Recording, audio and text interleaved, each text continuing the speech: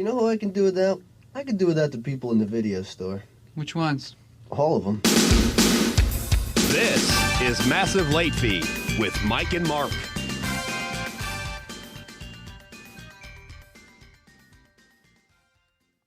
Well, hello everyone. Welcome back to Massive Late Fee. My name is Mark. With me as always is my co-host Mike. How you doing, Mike? Not too bad. And yourself? Good. We've had a good week here at the Late Fee. We've been cloistered inside due to coronavirus.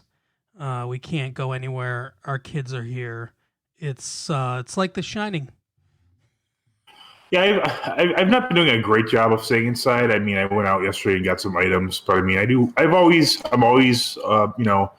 prudent hand washer. I hate in general being around sick people. Like, I don't understand when people in general go out sick in public. I mean, I guess you have to, like, to the grocery store, but you don't really need to be at the mall if you're sick and sneezing and, dripping fluids everywhere. Right, exactly. I mean, hopefully, I don't want to get it and give it to someone who's part of a population that reacts especially bad to it. And I am glad that people are finally taking disease seriously. I mean, I wouldn't be shocked if down the line a more serious, more, equally contagious disease comes, and this would be good practice for that at the very least. Yeah, exactly. What did T.S. Eliot say? This is the way the world ends, not with a bang, but with a whimper. Something like that. Yeah. And then he proposed in front of Jaws. Yeah, exactly. IMDb game. I've got a film here for you to guess. There's not a ton of clues here, and I'm not entirely sure you've seen this movie, but I think you've seen this movie, and I know you're at least aware of this movie's existence.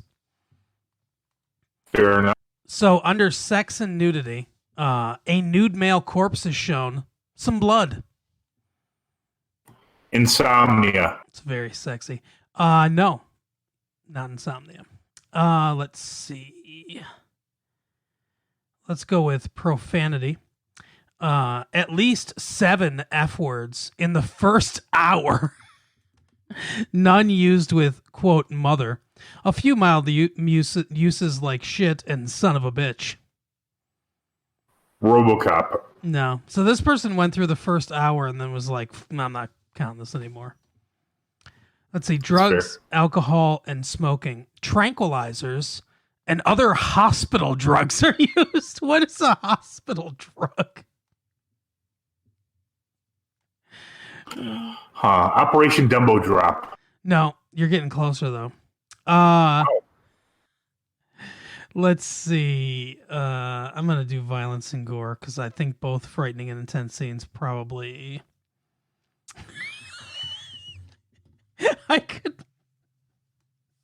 I could just read this one because it only makes sense with the once before it. But let's see. You see a brief reflection of someone being cut open post-mortem in a doctor's helmet visor. Dr. Giggles. No. You see partial blood on someone when they spill infected blood on themselves. 28 Days Later. No. Let's see. A helicopter shoots at civilians in attempting to escape in vehicles. Resident. What is it? One of the Resident Evil movies? No. Infected people are bombed, and you see an explosion. Is this like I assume it's a zombie movie, like probably Night of the Living Dead or something like that? No. This is the one that I could have just read, and it makes no sense without anything else. Another bomb is dropped. I don't think, is this World War Z? No, this should give it to you. A monkey is tranquilized. Is this one of the Planet of the Apes movies? No. Let's see. Okay, so I'll do the frightening and intense. Is this Army of 12 Monkeys? No. What's that? Is that what the movie's been called? No, it's just called 12 Monkeys. Oh, yeah. The way the diseased people look is quite nasty. In the final phases of the virus, you see bleeding through the eyes. I'm not sure I've seen this movie, Mark. One more. Helicopter chase scene. A person jumps from a helicopter in flight. A child moves in the line of fire of a tranquilizer dart. A bomber and a helicopter play chicken. I don't think I know what this is. Okay, I'll give you one more hint before I'm going to have to give it to you. So, like I said, I don't know if you've seen the movie, but I know you're aware of it because they parody it in an episode of Clerks, the animated series. Huh. Yeah, I'm not sure. It's the one where Bryan Cranston stars as the bomber pilot and says, "It's okay, Dante. You know, I know it's hard to not be gay." Yeah, I have no clue. It's Outbreak. Okay, yeah, I think I did see that movie, but I don't remember it well at all. Obviously. Oh, Outbreak.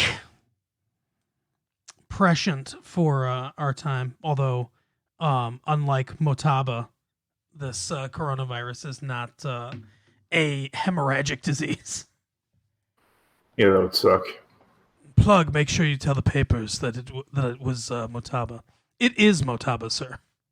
That's right, Motaba, and nothing else. Fair enough. That was the episode where he says, if any of my parts or circuits could help, I'll gladly donate them. Parts or circuits? Are you a robot? No, it's just an expression. New program, kill the human rental. Yeah, the one I picked, I didn't realize it was this sexually oriented, but it is what it is. Okay. Here's one of the more mild clues. Breasts are being fondled through shirt. Bachelor party. No. Okay. Stepbrother and sister kiss passionately. References made to incest and anal sex. Holy shit. Euro trip? No. Okay. Oh, they're not step. I think they're actual brother and sister. Yeah, they're actual brother and sister in that one. God. A girl instructs another girl to, quote unquote, post on a horse up and down and back and forth until she has an implied orgasm. She says breathlessly, "Now I know why girls love horses." Holy shit, I know this movie. I recognize that scene. What movie is that from? Cruel Intentions? Almost. Cruel Intentions 2? Yes. Okay. We kept mentioning it, so I thought I should do it before you did. Yeah, that's a good one. Cruel Intentions 2, what a shitty movie.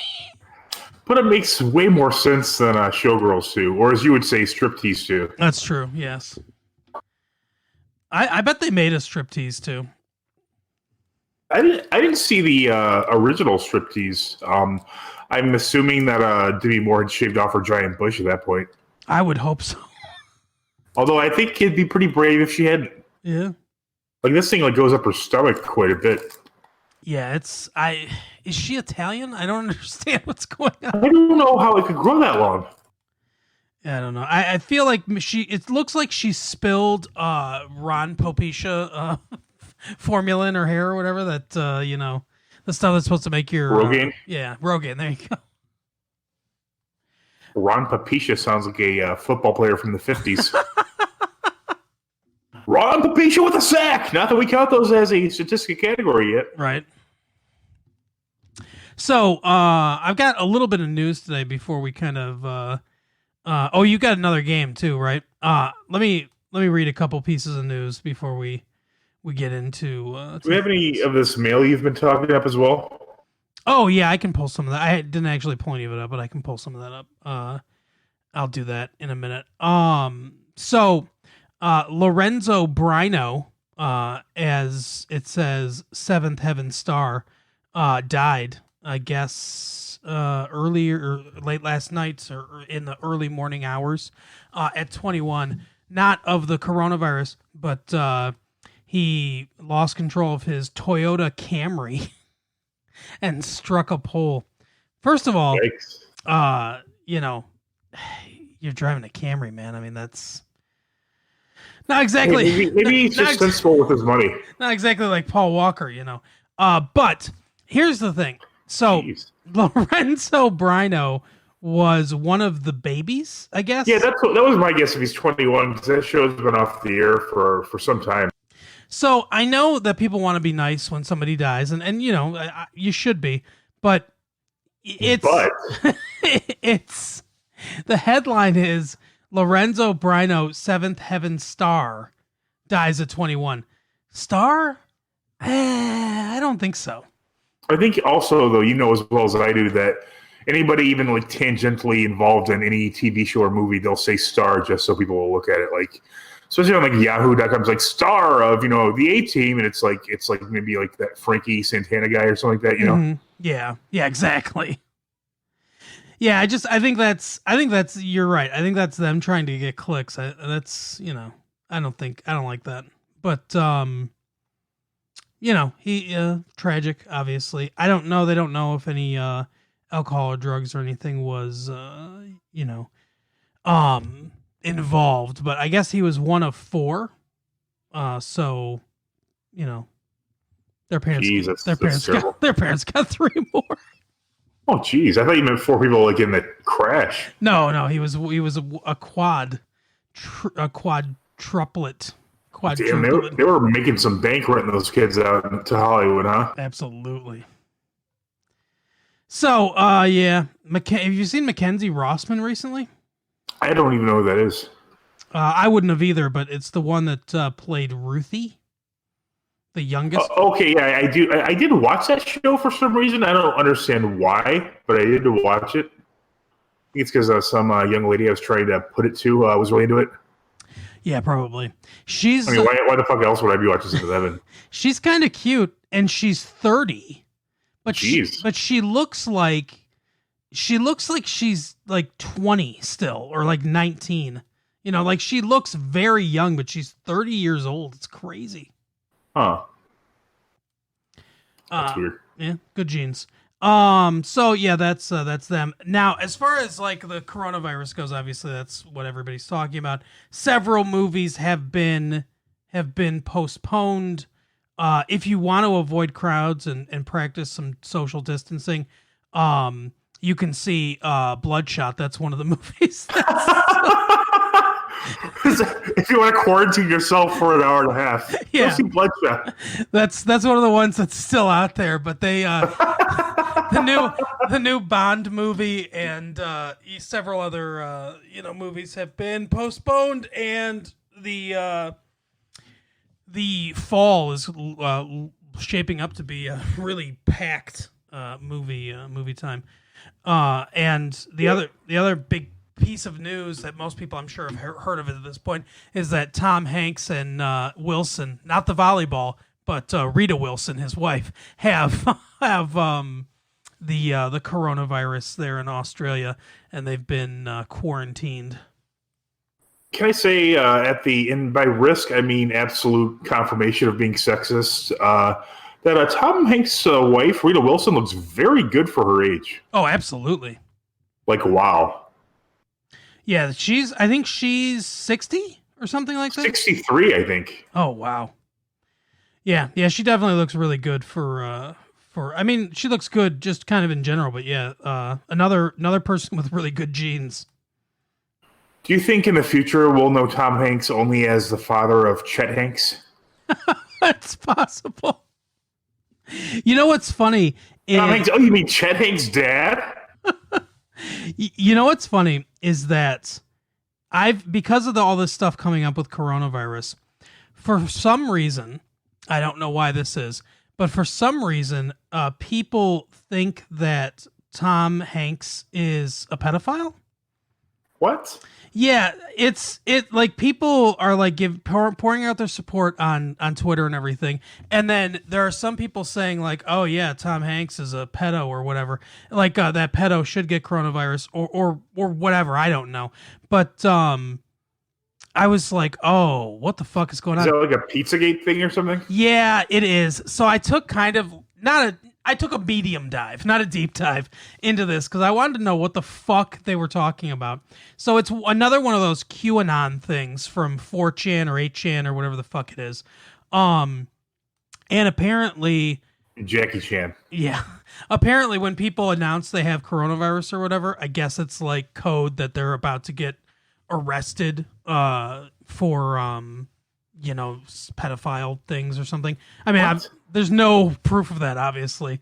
But this person, I guess, and I'm trying to find her name now, she accused Sarah Ruth Ashcraft is a hashtag on Twitter. It's not really trending or anything, but there are people that are using it.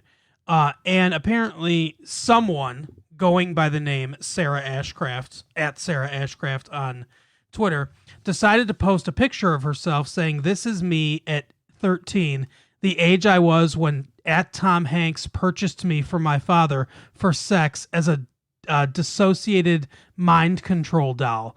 I wonder how..." Did Tom Hanks retweet it? It'd be awesome if he did. I don't think so, though.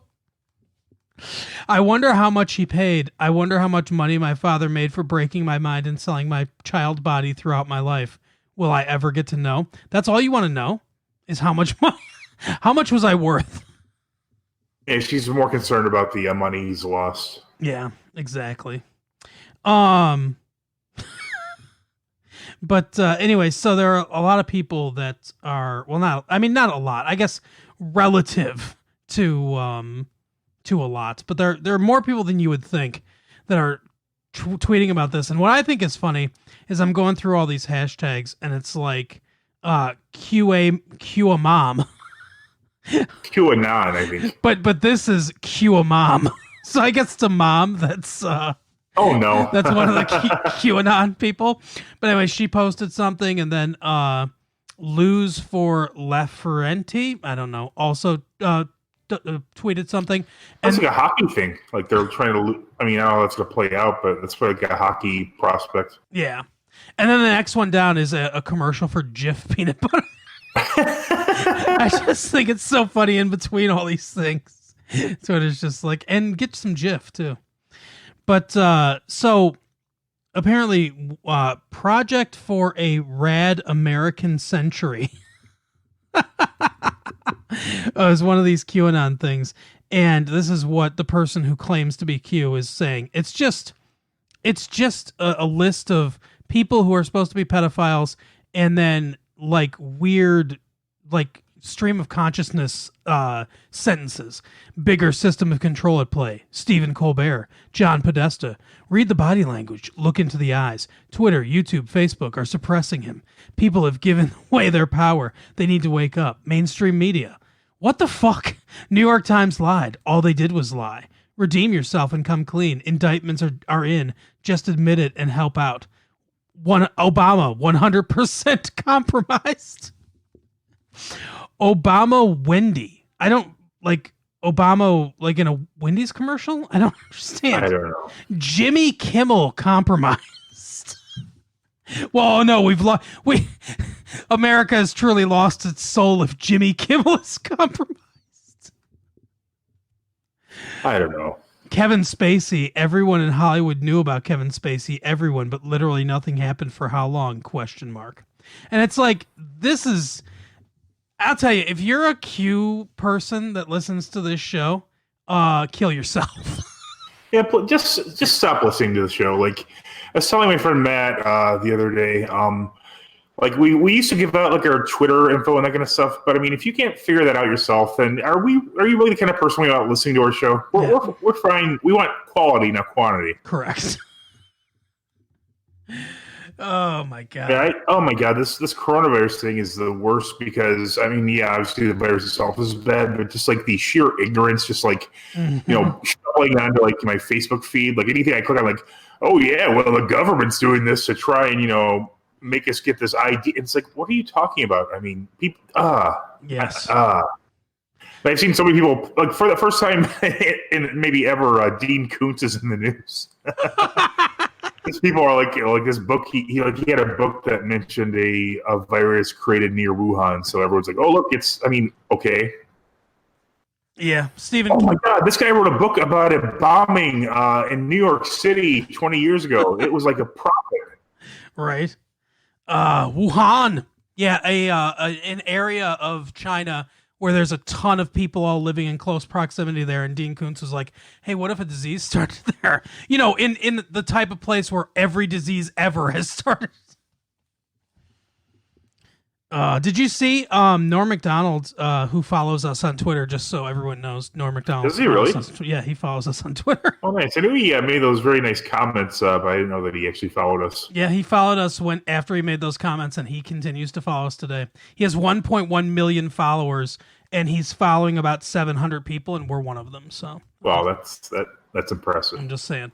But anyway, I don't know if you saw, but he he says that he's made his last stand-up appearance. It's don't worry, any Norm Macdonald fans out there. It's not true, I'm sure. But he says it's morally wrong for me to do stand-up and cause strangers to possibly become sick. And now with this virus, it seems even more wrong.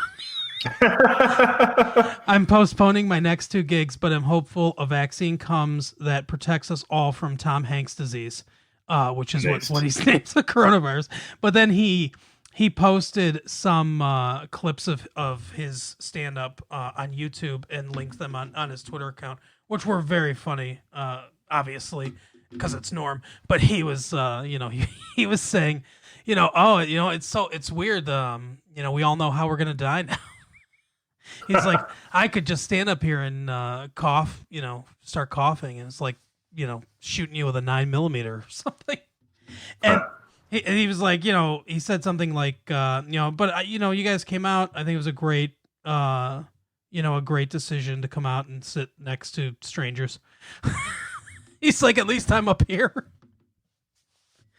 But yeah, it's so if you've got a chance, go to Norm Macdonald's Twitter page and check it out. It's very funny. Speaking of pedophiles, did you hear that Corey Feldman formally accused publicly Charlie Sheen of raping Corey Haim? Oh, really? Interesting. Yeah, there was talk about this movie that he released on Tuesday last week. So I don't know, it's Tuesday the 9th or 10th or something like that. Mm-hmm. Yeah, it was. Wednesday was 3/11, which we all celebrated by listening to 3/11 all day, obviously. Yeah, exactly. But yeah, so it was. So I actually, heard on Facebook or something. But yeah, people kind of suspected that he was talking about Charlie Sheen this whole time. Mm-hmm. I had gone out a Reddit rabbit hole where people were accusing Hollywood pedophiles. When the Bryan Singer stuff came out, and a lot of people were saying Charlie Sheen during the movie Lucas specifically, which is what he was describing. But obviously Charlie Sheen denied it. I mean, who wouldn't deny that? Because I think Charlie Sheen was 19 at the time, and I think Corey Haim was 13 or 14, maybe even 12. Wow. And according to what they had said, the quote was, he's like, "This is just what guys do." Wow. Okay. That's weird because for the whole time I was thinking, I don't know if I believe it, because with Kevin Spacey, there were there were rumors before. There was rumors that he was gay for a long time. There were rumors about maybe him being inappropriate with younger people as well, and everything. And I've never really, Charlie Sheen obviously likes sex a lot, but with women is what I've always heard. The Heidi Fleiss thing, having prostitutes and porn actresses come to his house to have sex with him and everything. And I've never heard about anything with him with a boy. So I was thinking I don't know, it doesn't really sound that credible to me. But then, you say that that's what he said, and I can absolutely hear Charlie Sheen saying that. All right. So maybe it is true. Charlie Sheen, who took steroids for a major league, when he's playing a fictional pitcher. Yeah. Yeah, I don't know. I mean, we haven't talked about AIDS, since the last show. But I mean, Charlie Sheen is HIV positive, and supposedly, I'm not a doctor, but they say it's very hard to transmit through heterosexual contact.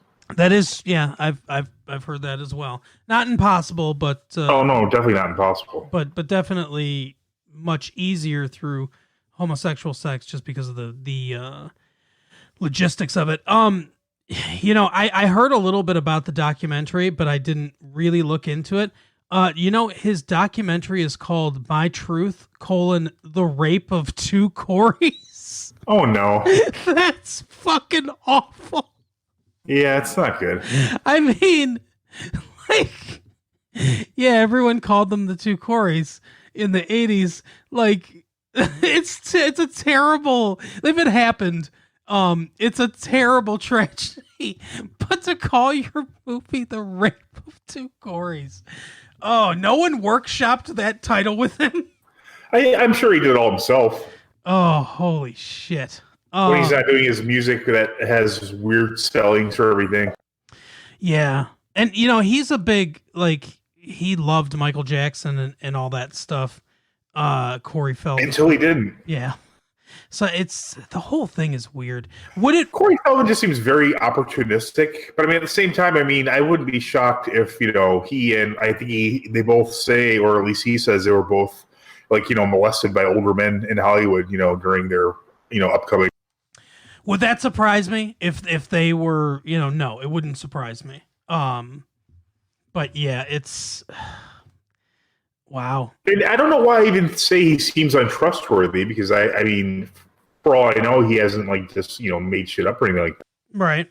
He seems attention seeking for sure, because any little thing he does, he tries to get as much promotion out of as possible, but that doesn't mean he's being untruthful. It's just weird. I don't know. It just seems hard. I guess it seems hard. I'd like to think it would be hard to believe. Yeah. Here's the quote from Corey Feldman. According to him, this is what Corey Haim said to him. Charlie bent me over in between two trailers and put Crisco oil on my butt and raped me in broad daylight. Anybody could have walked by. Anybody could have seen it. Yeah. Haim was 13 and Sheen was 19 when they worked together on Lucas. That's the movie. So yeah, that's Corey Feldman has long cited that movie as the movie where Corey Haim said he had been raped. Huh. Apparently, several other people featured in the documentary also claim that either Haim directly told them that he had been abused by Sheen as a child, or they had heard word of it from others years later. Huh. Yeah, I don't know. I mean, again, with Charlie Sheen, I mean, yeah, he likes drugs and sex, but lots of people do. That doesn't make him a bad person necessarily. I don't know that. I mean, people will think, oh, this guy uses cocaine, so he's like an awful person, which doesn't make any sense, Right. I mean, people use Vicodin, and that doesn't make them bad people. I mean, I think drug abuse does sometimes make it so that you have to go through desperate measures to get more of the drug. Mm-hmm. But I mean, just because you use certain drugs doesn't mean you're a bad person. But I mean, obviously Charlie Sheen leads like a fast life, loosely with sex and drugs and who knows what else. But I mean, that doesn't mean he's a raper. Yeah, it's, like you said, I mean. And Corey Haim's not here to defend himself or, to be, defended by Charlie Sheen against either. So right. Yeah, it's an interesting situation. I guess we'll have to see. I don't know what could come from this, because it's not like Corey Feldman, the police, as far as I know, aren't looking into this or anything. There's nothing. Yeah, I don't know what the statute of limitations is on that either. Yeah.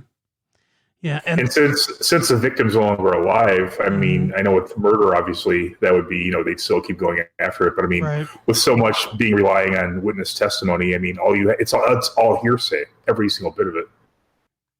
Yeah, absolutely. But I mean, I guess technically, if you were directly told by Corey Haim, it's not. But again, I don't know what the statute of limitations is on that. Weird. Comedian? What? Okay. They call Charlie Sheen a comedian. Comedian Charlie also fiercely denied the claims when they first surfaced in 2017. Yeah, I don't know. I don't know that I call him a comedian. Although they say this is how Corey Feldman is billed. The Goonies star. Oh, man. No, I feel that he's a good actor in everything I've seen him in. Even in, I think he was in, Bordello of Blood or something like that. He's not a bad actor. No, he's not. And I think both the two Coreys did a sequel to Lost Boys, not very long ago. Obviously, before Corey Haim died. I think it was called the Frog Brothers or something like that. Oh, okay. I thought it was called Found Boys. Yeah, I don't know. I guess they really were Lost Boys in a way. Yeah, exactly. The rape of the two Coreys. I don't think Corey Feldman is saying that he got raped. So it's really maybe he is. It's really maybe he just wasn't raped by a very famous person. Right. I was raped by a non-celebrity. That's even worse. In a way, it is. Yeah. No, I'm just kidding. It's all bad. All right. So you said you've got a game for me. Give me the game, and I'll dig up some letters here, and then we can talk about some stuff people can binge watch and Better Call Saul and all that stuff. All right, this one I didn't tell you what it was ahead of time because I didn't want to give you any chance to think about it. Okay. Because if you thought about it, you might be able to figure this out ahead of time. Mm-hmm. This one's called English or Australian. My wife helped me come up with this one. English or Australian. Okay.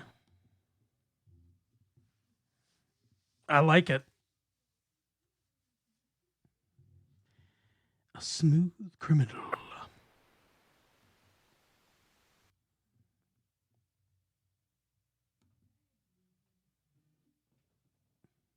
Ready?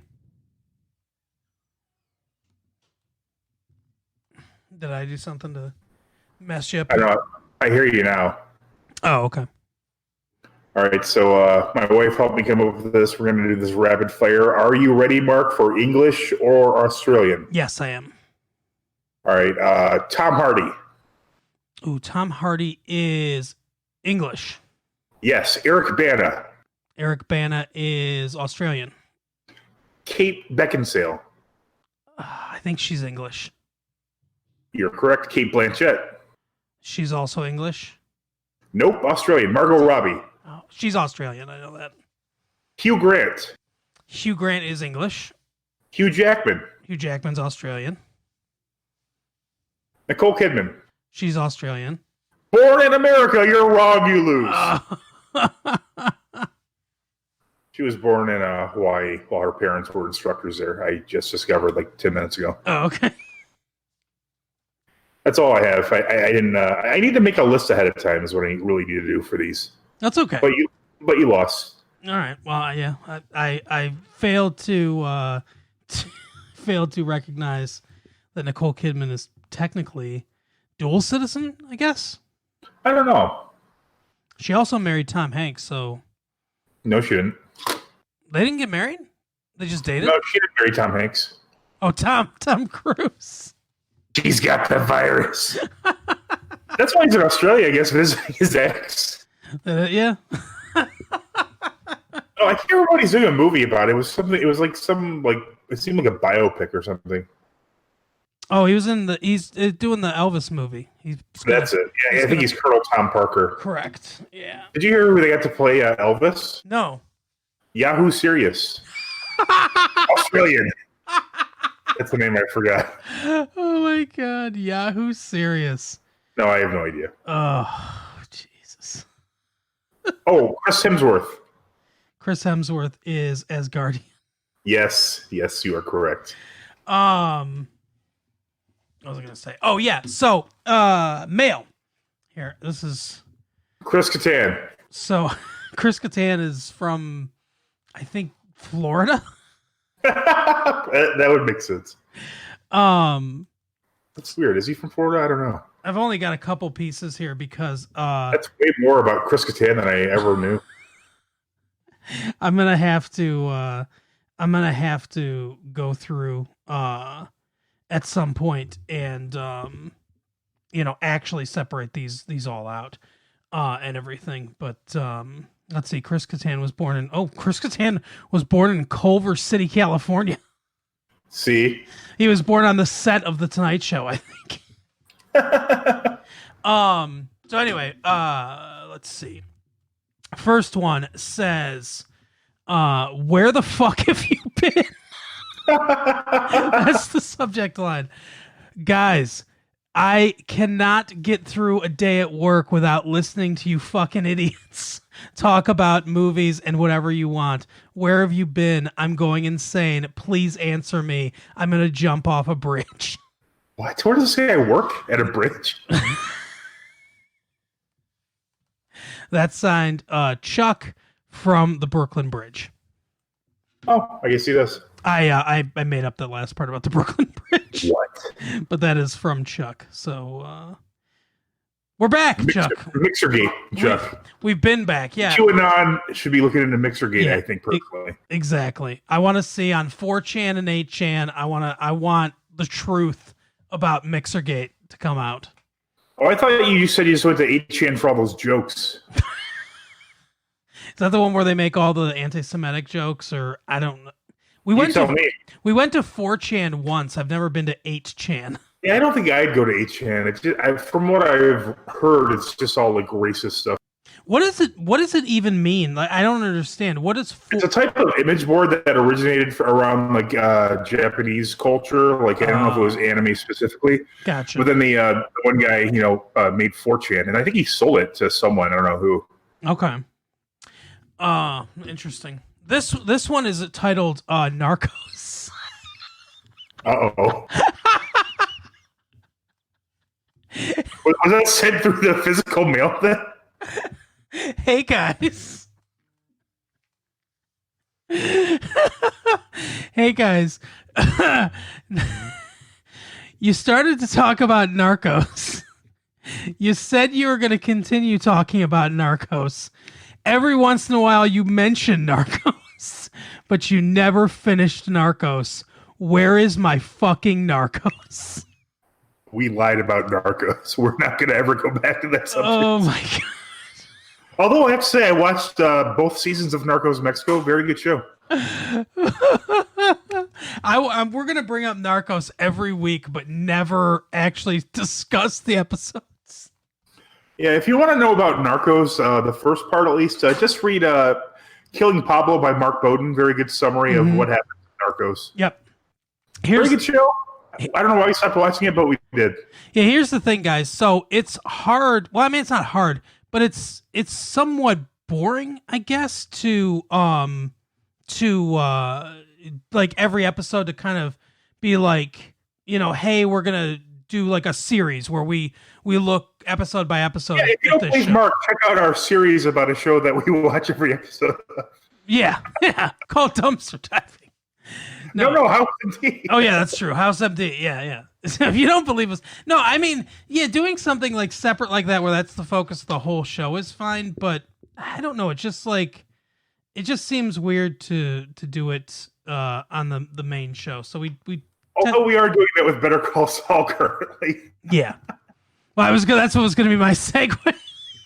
So, in other words, we're liars and we're hypocrites. Yep. I have Hit me up on Twitter. We'll talk about Narcos. I have something to say though. Yahoo Serious was born in it was actually Tasmania? No, he's born in England actually. What the fuck? No, he was born in Cardiff, New South Wales, Australia. Oh, that was my second guess. But his spouse that he's been married to from 1988 to 2007 was Lulu Sirius. Lulu Sirius. Let's see. She was is that his real name? His real name is Greg Gomez Peed. Peed, like past tense of pissed? Yeah, Pead. Yeah, Greg Gomez Peed, who is 66 years old. 3 more years, my friend. Yeah. I guess I would assume because obviously his name. Wait, is this the Greg guy that listened? No, his name's Chuck. Never mind. His name obviously predates the internet, so I'm guessing that he took it from Gulliver's Travels. That's my guess. I would love if Yahoo Serious listened to us. Yeah, that'd be great. Do you think he sued Yahoo, the search engine, at some point? I feel that he did. He should have. Apparently, he's also a score composer. His films include the 1988 comedy Young Einstein, which is the only one I've actually seen of his. Reckless Kelly and Mr. Accident. You know what Reckless Kelly's about? No. It's about this dude. It's a real story. about a guy named Ned Kelly, who was an Australian who was a bank robber, and they cornered him in a hotel room. So he decided that the best thing to do was to try to fashion a suit of armor out of what they had there. It's in the suit of armor that he made is in the State Library of Victoria. Of course, they would celebrate criminals in Australia. But what they left out was the legs, so they just got shot in the legs. The cops were just like, "Well, we'll just shoot his legs." No, not the legs. I was really hoping you wouldn't do that. What's funny about this Reckless Kelly 1993 movie that Yahoo Studios is nothing, started, probably. It also stars Hugo Weaving. Oh, that was also someone I forgot to mention on my list. Hugo Weaving. Australian. Yes.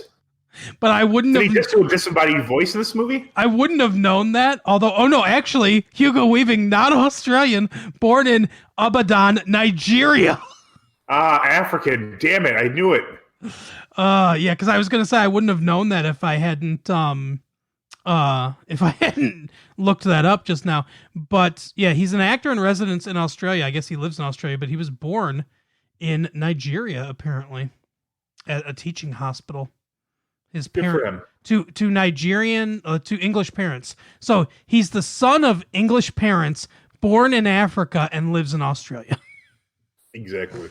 A man of the world, Hugo Weaving. Yeah, absolutely.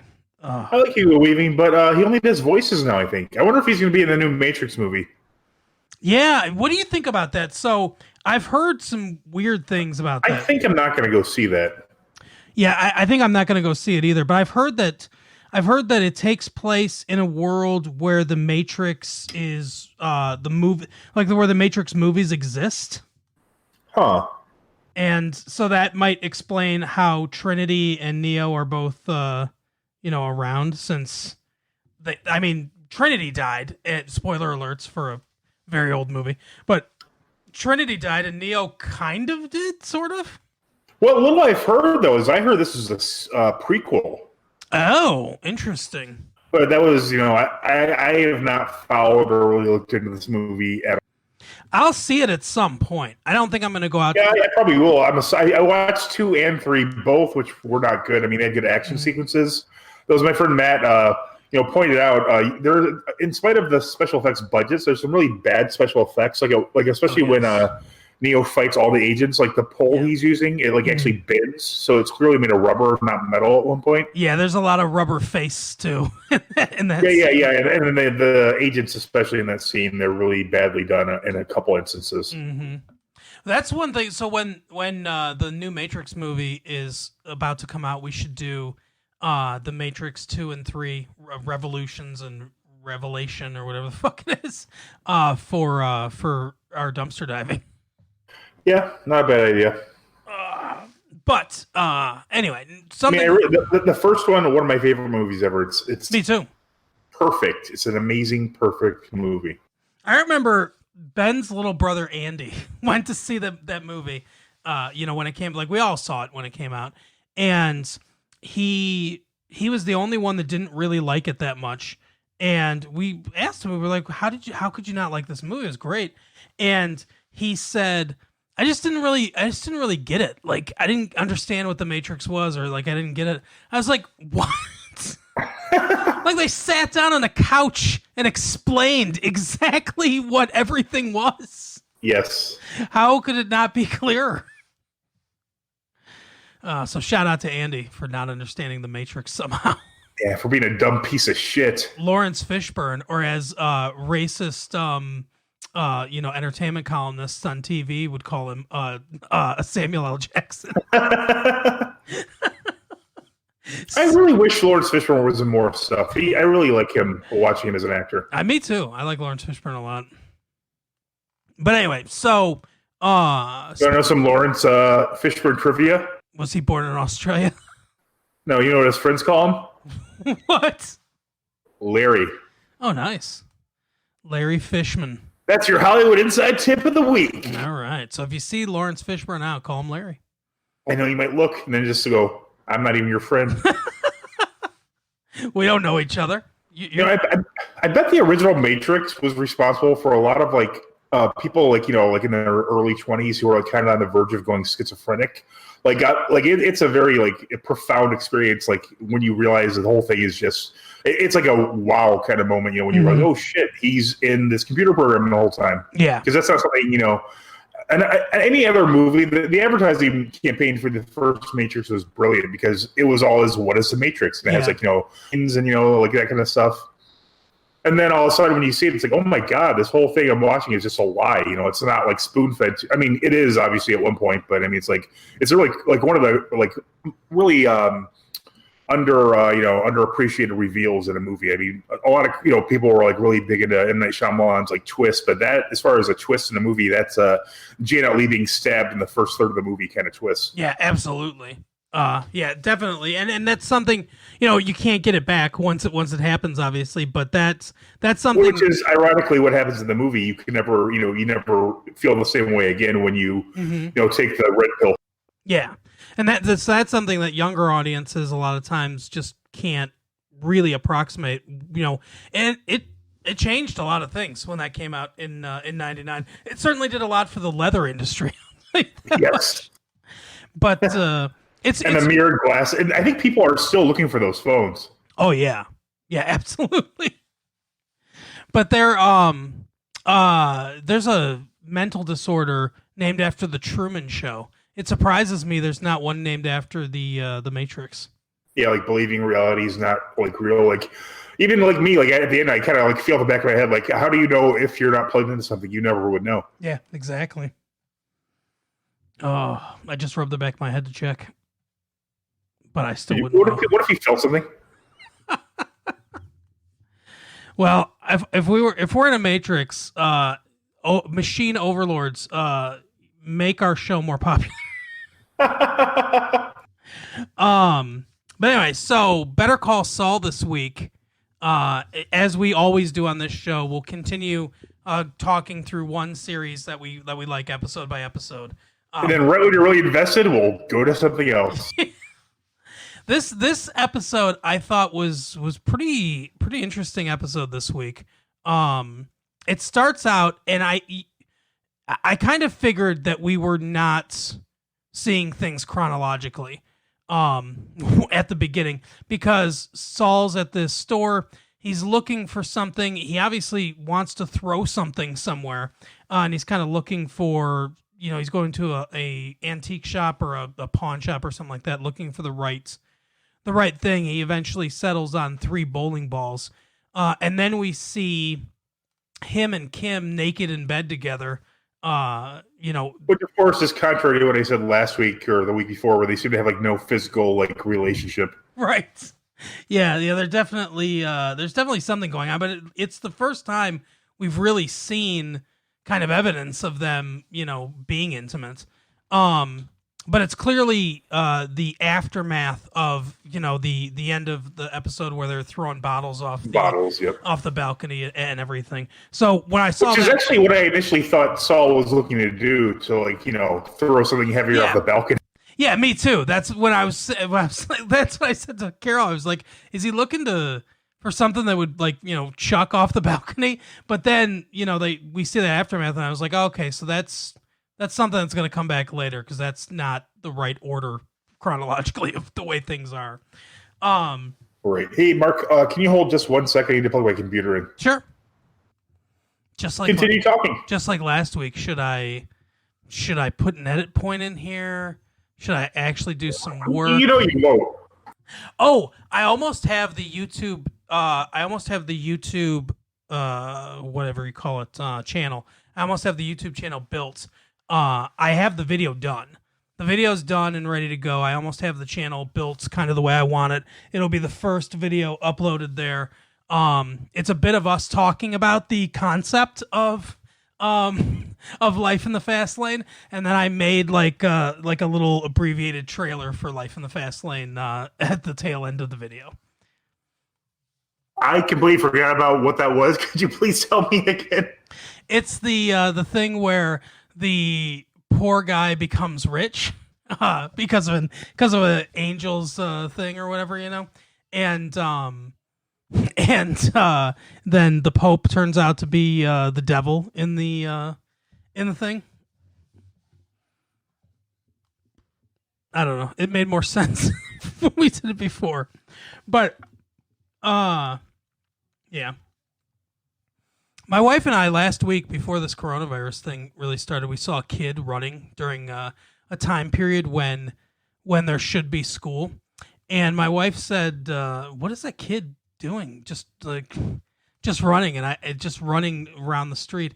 And I said, "That's obviously not a kid. That's an adult that's been made into a child because of a wish."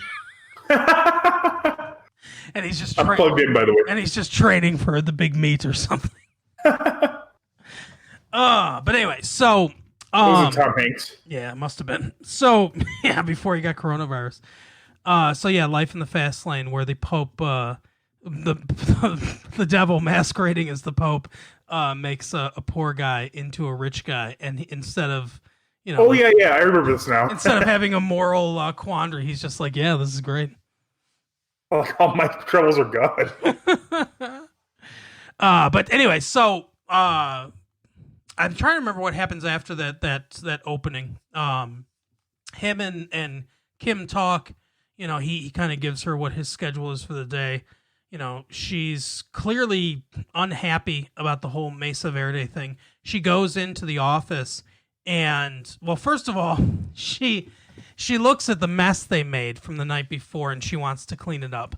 Yeah, Saul just kind of walks over it, and Kim, being Kim, cleans up her messes after she makes them. Yep, exactly. And Saul doesn't. Saul says, "Hey, that's what you pay your rent for, right. So they'll clean it up." He doesn't care about all the shredded tires that will be happening. Mm-hmm. So then she goes into Mesa Verde's office, and Paige and Kevin, yeah, that's them.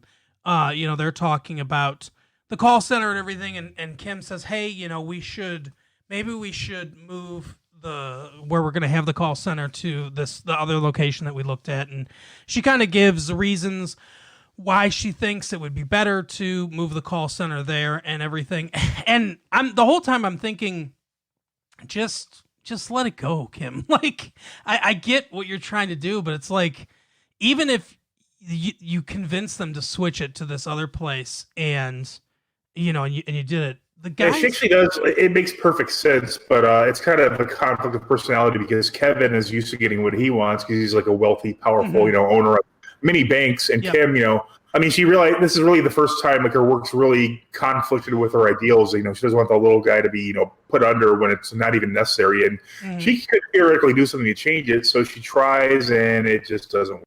Yeah, Kevin's like, "Hey, are we in the wrong here? Are we doing the wrong thing?" Legally. he makes sure that he mentions legally. Are we in the wrong legally? And she said, "No, like legally we're doing everything we're supposed to be doing." And he's like, "Okay, well then it's going to be there." And the guy from Northern Exposure can just fuck off.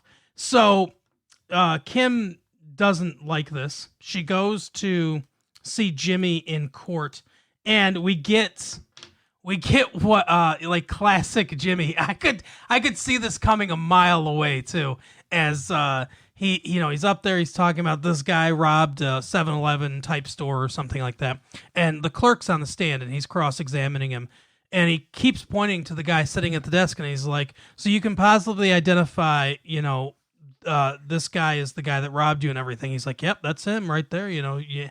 And he goes, "Well, would it surprise you to know that's not him at all? My client's in the, it's quite an interesting trick." And right, how you could do that, I don't know. Yeah, it doesn't make a lot of sense. He says to the judge, "You couldn't even tell, Your Honor." It definitely skirts the line, but obviously he gets a mistrial, which is what he wanted.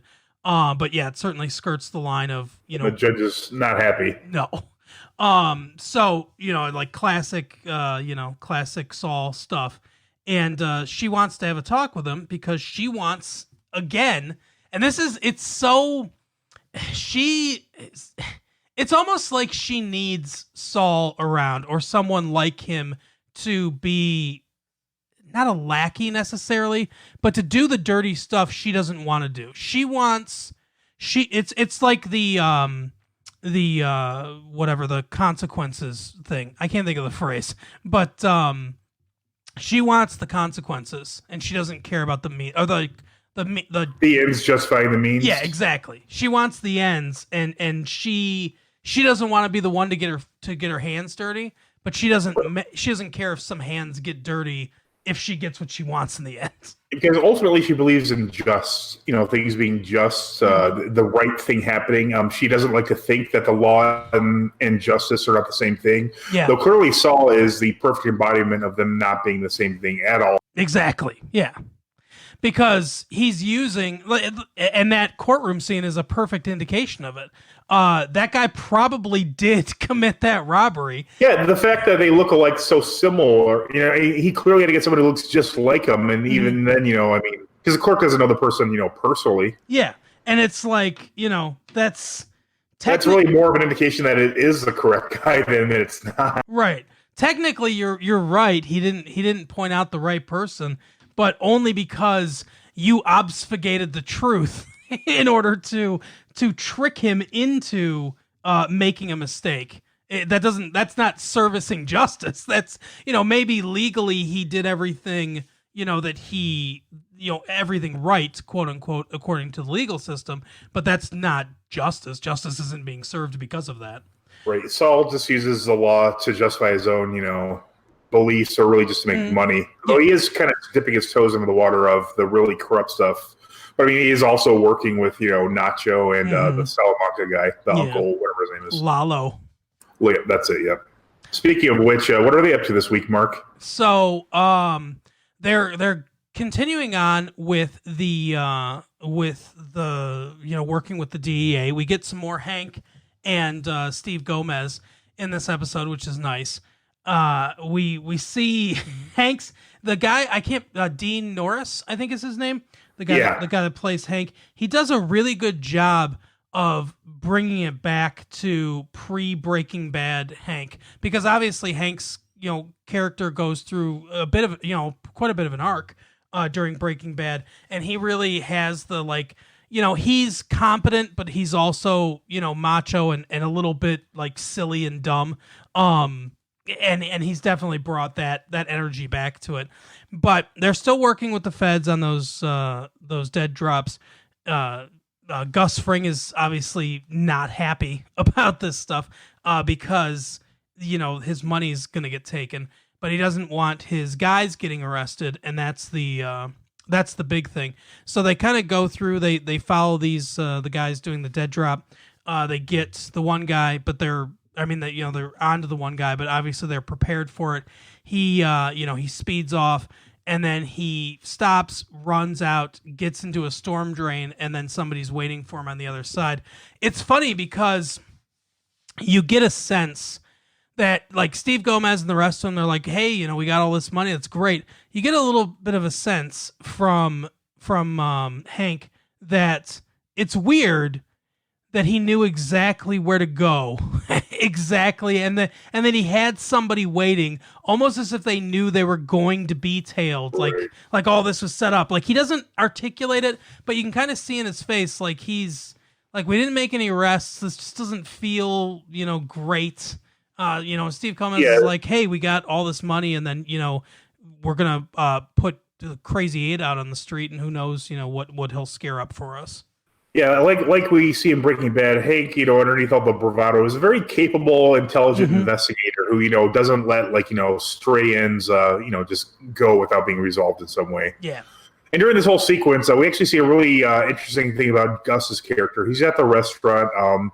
The manager lets, the manager's some teenage kid. I think he says he's 16 or 17. He lets, the rest of the crew go. And then Gus goes, hey, do you think, the grill's clean enough? And he's torturing this kid, but really he's just being very intelligent because he has a perfect alibi now. Because, if anybody asked him what he was doing, he's like, oh, I was here waiting for this numbskull to properly clean the grill. And the kid just does the best job he can. And Gus just gives him this cold, distant look. You kind of get the sense that Gus is releasing a little bit of the pent up anger and hatred he has on this kid, and like getting a little bit of pleasure out of it at the same time. Yeah, exactly. And it's a perfect Gus moment because, like you said, it fulfills so many needs at the same time. He needs to vent some of this frustration over what's going on, so he takes a lot of it out on this kid. He needs an alibi.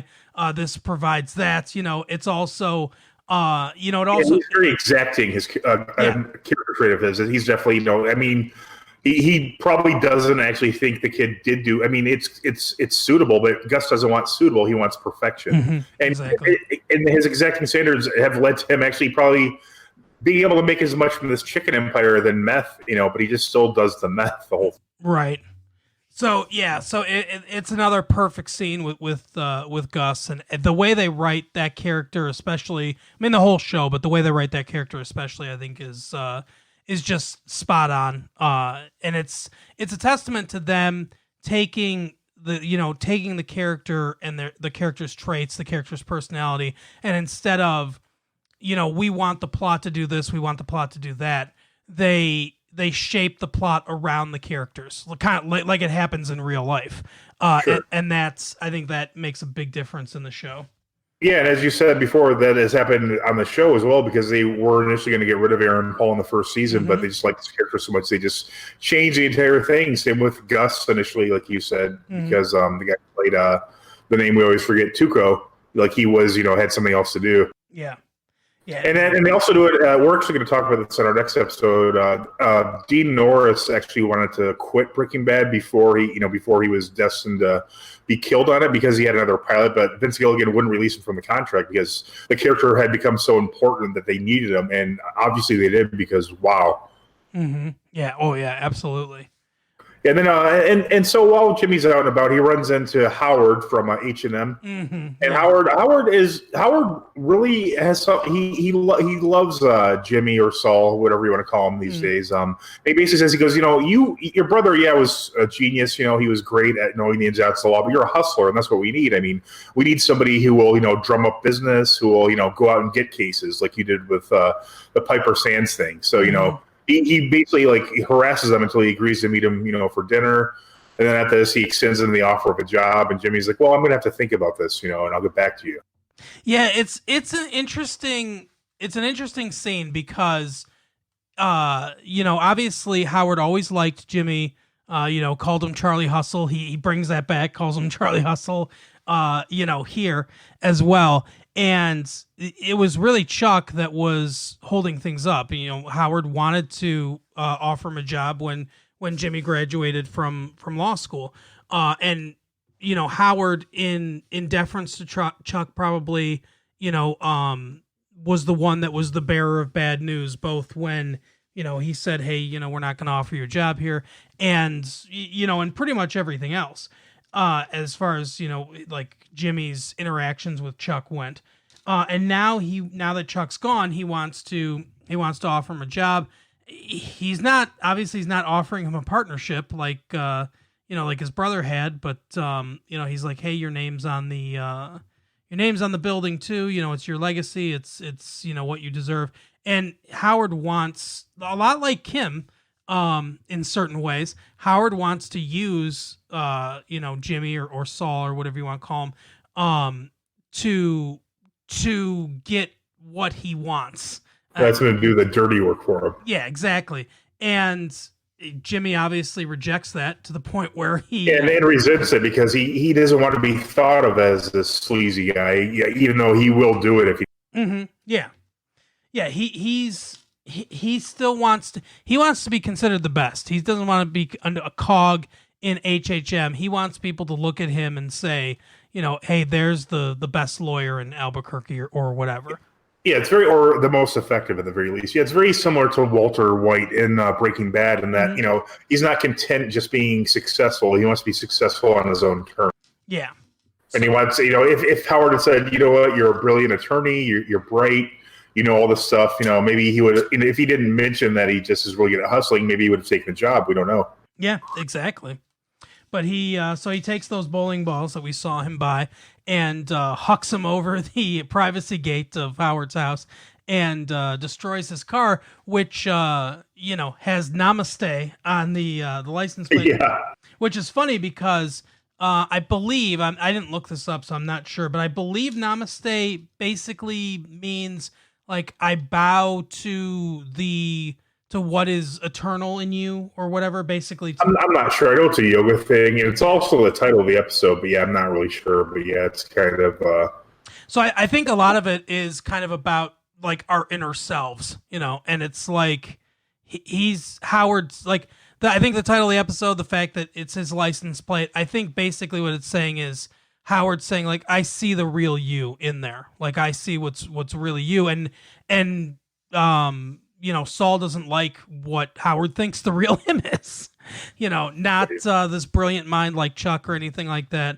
Because he says like he always wanted to be Chuck, and basically Howard's like, look, you're not Chuck, but I don't need another Chuck. What I need is you. What I need is somebody like you.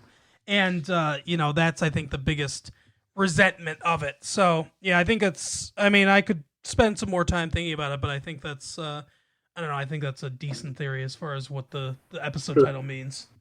Yeah, and Mike, this episode it goes by the same people that he, got into a fight with earlier. He's just looking for abuse or a fight or something. And this time it doesn't go as well for him. No, they decide, which I don't know why they didn't do the first time. They decide, hey, if all of us start beating him up at once, that might work out better. And it does. It never seems to occur to criminals in anything other than this. That's like always like the action hero fighting one guy at a time, unless you're Jackie Chan. But right, yeah, it's, they put him in the hospital, I believe. Yeah, well, he wakes up, and this is kind of how the episode ends. He wakes up. It looks like he's in Mexico, maybe, or that's right. Yeah, that's right. He's just like in a house after having been stabbed. And yeah, I think Mike's trying to get killed. Like, I think Mike's got a lot of guilt and everything, obviously. I think he's just trying to get killed. Do you think Mike is actually in Mexico, or is this a sort of like some weird dream sequence? I mean, do you think this show would give us a weird, dream type, sequence? I mean, it's possible. I kind of feel it seems like it would be beneath them. Yeah. But I think he probably is. It might not be Mexico. It might just be like, kind of like, obviously way outside of town, but it might be in they still might be in New Mexico. Yeah, or like at the site of the super lab or something. We don't know. Yeah, it could be. But yeah, so I think somehow Gus got wind of it or something. I think he intervened, or maybe Gus is probably having a guy trailing him the whole time. That's what I was thinking. Is like he probably had somebody followed him. And he's too careful to let this guy who was like his right-hand man, who suddenly doesn't want anything to do with him, just go out on his own devices. Right. Especially since he's a police officer. Gus for sure would have researched that, So he probably does have a guy kind of. For all we know, those gangsters were probably all killed. Yeah, that's what I was thinking too. And I feel like next episode there's going to be a conversation between Gus and Mike, where Gus is basically just like, look, you need to stop this self-destructive behavior, however Gus is going to put it, but I'm sure it'll appeal to the logic that, hey, this is a criminal business, but you could still, make it just, or you could, find a role in here that will satisfy your needs without, you don't have to be murdering people constantly, though he does do so later in Breaking Bad. Right.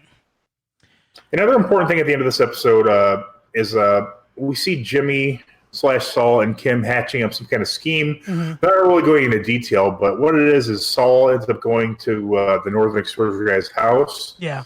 He does keeps his foot in the door thing, and he's trying to sign up as a client. You probably understand what they're trying to do here, right?